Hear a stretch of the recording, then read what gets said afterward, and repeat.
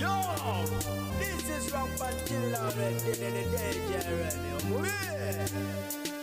Butere mbeera nyingidewo kansubire nti muli malidad sana ina jemusinzire kubanga ate mujje kumirako Fifi Jadanis ankanga buli Jones ndiwo kubanga ate mdo kutusako olna korero tandikide kusenka gale amanyidwa nga Zol Tamza olna koregulo mwana tu yabadde birthday ne isasa ode kubanga ate mbe kutusako ate nga siye yeke yazalidwa olna koregulo nda kubanga mbakutusako mpolampola gwatane bakubanga onyiga kapesa ka subscribe kakone kawo mpolampola oberenga ate otweyinga ko buterevu ddala era nga mbanirizaako mu dakiika eno yennyini Fifi Jadanis ankanga buli Jones ndiwo kubanga ndukutusako no mukyala amanyidwa nga Teddy Nalusango nono ye mukyala wa Pastor Bujingo wali mu mateeka mu kanisa naye olunaku regular bwatyo gabadde mazalibwa gira yabadde aweza emyaka egy'obukulu 45 ate nga olunaku oluwalero ye muwala w'omugenzi Martin Angume ate nga mu kaseera ke kamu ye muwala w'omukyala amanyidwa nga Julie Sakajugo essaawa eno eyali Julie Angume mwana tunaye awezezza egy'obukulu 9. Happy birthday baby girl mu bufunze mwenna abazaalidwa olunaku olwalero amazaalibwa amalungi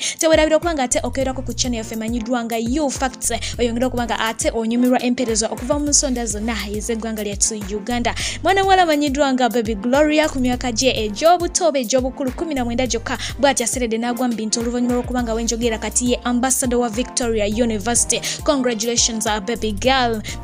Mukola kyamanyonyi ddala okubanga ate mwekomedde ku Fifi Jadanis anka si ye yekka mwana tu agudde mu bintu n'omulala naye bw'atyo asobodde okubanga ate agwa mu bintu mwana muwala ono oluvannyuma lw'okuba nti agenda kubanga akola wali ku Spark TV ku lugambo ku live waya mwana muwala amanyidwa nga Flavia Mawaje onono nga yakuyimbira akayimba akamanyidwa nga na parkinga eyakagenda mu maaso okubanga ate kasensera abantu mpola mpola agenda kubanga abeegattako ku live waya wali ku Spark TV mujja kubanga ate mwongera okubanga mumunyumirwa nga abasensera mu side ey'olugambo.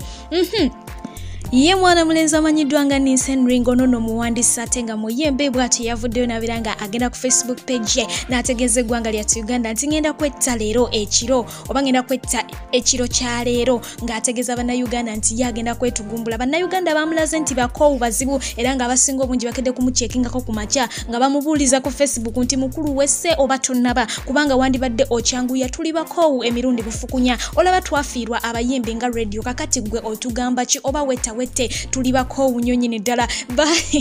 bamulaze nti abantu bo bakoowu oba yette tebaagala kubanga ate bamanya oba yasinzidde ku kyokutegeeza eggwanga nti agenda kwetta alabika naye ayina ebizibu bye naye nga tuzeeko eruye n'oku side eya mwana muwala amanyidwa nga Evelyn Lagu kinajjukira bungi nti ono bagenda maaso kubanga bamusondera ssente lisiti n'efuluma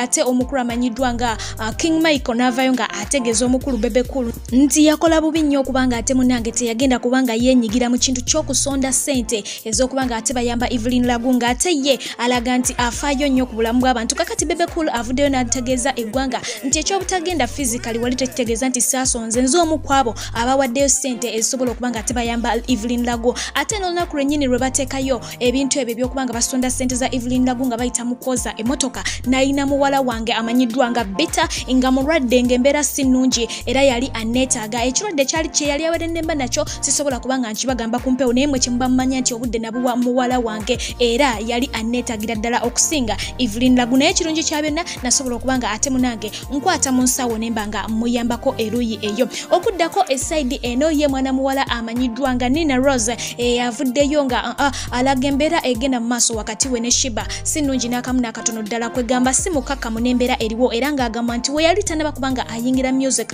omukwano gwabwe gwali gwamuggundu nnyo munange ng'era gubasaza mu ki gubasaza mu kabu ng'era agamba nti y'omu kwabo bakadeideyi b'omukyala y'omu kwabo abali bakadeideyi b'omukyala ono bakaceere bonna bonna abo abali bamusitulira nga ku nsawo nga Shiba ali yeserebu ali mu kitundu oba okitegeera naye oluvannyuma lwa mwana muwala ono Nina Rose okwezuula nti naye okuyimba akusobola yajja n'abeera nga ate ayingira music oluvannyuma lw'okumuyingira mwana muwala Shiba n'atandika okubanga ambadala takyakwata masimu ge takyayogera naye era ng'agamba nti kati ebbanga liweredde ddala okuva we yatandika okuyimba mwana muwala ono tamunyega kwegamba waliwo engeri y'empalana afaanana n'ennugu gy'atategeera ye byawulira nga abimutami yandibadde oba oliawo ayagala biggwewo agamba nti yayagala nnyo Shiba n'abeera nga Shiba buli wagenza okuyimba abeerayo Shiba buli ennyimba ze yazitambuza mu kilabu ez'enjawulo naye tamanyi lwaki Shiba amukyawa okutuuka ku ekyo era nga yatuuka ne kussa erivaayo bw'atyo n'abeera nga agamba nti munange bwe mba nina kye nakukola muganda wange nkusaba onsonyiwe omukwano gwaffe guddewo nga gwali okuyingira mu kuyimba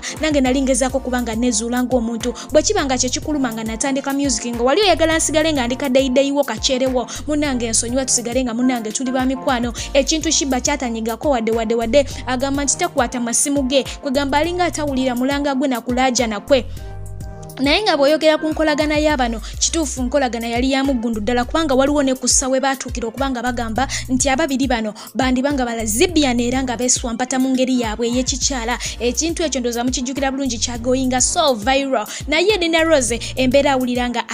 egenda mu maaso tagitegeera so nga abandi bavudde ne bamutegeeza nti munange omuntu wakulaga nti takuliiko mwesonyiwe egenda mu maaso n'obulamu bwo obeera nga ate tosika muguwana muntu waba kulaze nti takuliiko good enough kyonna kye weetaaga mu music okirina kakati nawe tokyali kaddeyideyi naawe oliki oli star mwesonyiwe beera nga atogera mu maaso n'obulamu bwo beere nga ofa bakula abantu omuziki olekerawo okubeera nga ate oddaawo okukomba ebigere by'abantu bw'aba kulaga nti takwagala tomweguya tomwegayirira good enough oli bulungi ate olina n'ekibubu kibeibe ekikufaako ekisobola okuba nga ate wali wonna kikulabira okukozaako ennaku yo naye nga embeera omukyalo no gyayitamu naawe wali eyo osobola okuba nga ate ogigiragiranya ku bulamu bwo ebiseera ebisinga omuntu omu wakulaba ng'oyimuse ng'abadde mukwano gwo atandika okufuna obujja ennugu n'atandika okugjayo amaggwa n'atandika okwefuulira mu ngeri emu oba endala ne weebuuza oba namukoze ki naye ng'ate munnange tewali naye nga just atandise kubanga alaba nti ojja gy'ali oba okitegeera ebiseera ebisinga abanyumirwa nnyo ng'omuli wali ku kiddo nga omusabiriza kaakati eyo yemu ku mbeera eri eruuyi eyo mu baana bawala abo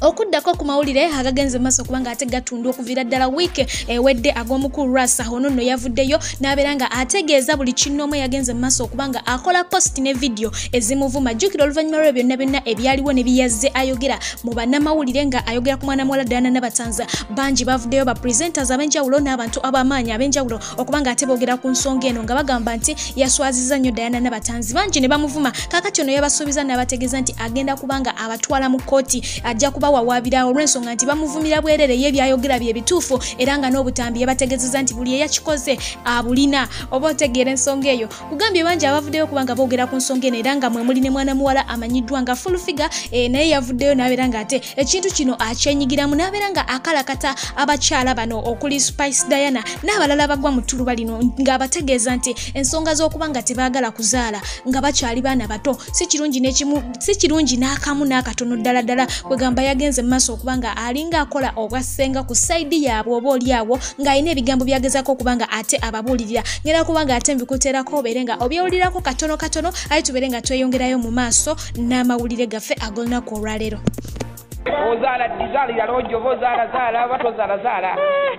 nivo mukula life muzalira abasajja kyovola bati abasajja bagenda basula bwenye mubadana n'abatazi mubasale buti mwagala kuzala omwana oyo yasooka muzalo ne myaka ebiri omwana yasooka namuzala nenkananga bakwe kati nawe zala asooka nazala nange ndi mu plan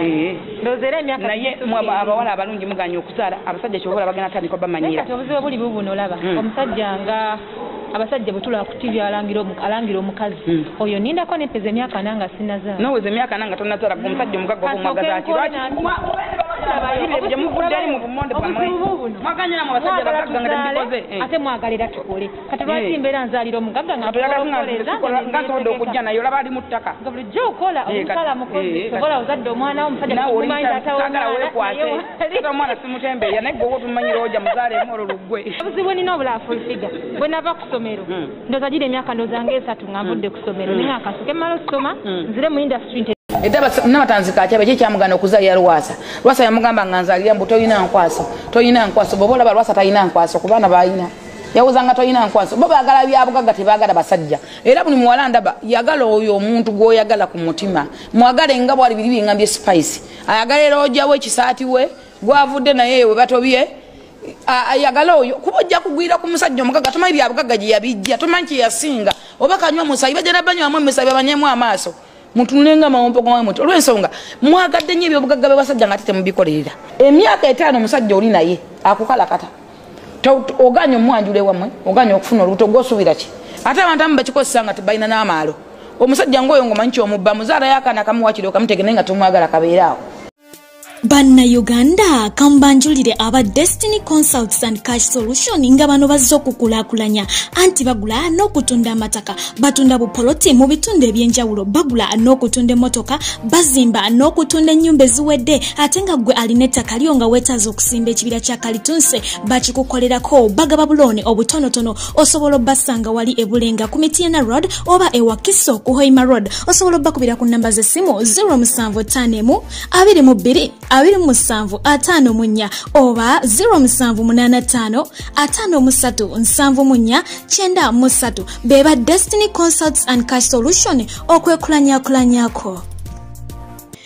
Bagamba nti ekigambo ekimu kimala omuntu omugezi okubanga ategeera ensonga kansuubire nti beyagezezaako okubanga aweereza obubaka obwo basobodde okubanga ate babutegeera ddala bulungi ate nga naawe agwa mu ttuluba eryo kansuubire nti osobodde okubanga ate ofuna ensonga omukyalo oyo gye badde agezaako okubanga mwanattu ayisaawo naye nga mu byonna kyolina okumanya nti sente tezigula mutima sente tezigula mukwano mwabagamba mbu money can buy anything money can't buy love at the end of the day era omuntu akulaga nti takwagala era nekikuluma however much you have your money mbadde fifijjenga bulijjo atakuumira mpeera bankuumire mbaagala nnyo.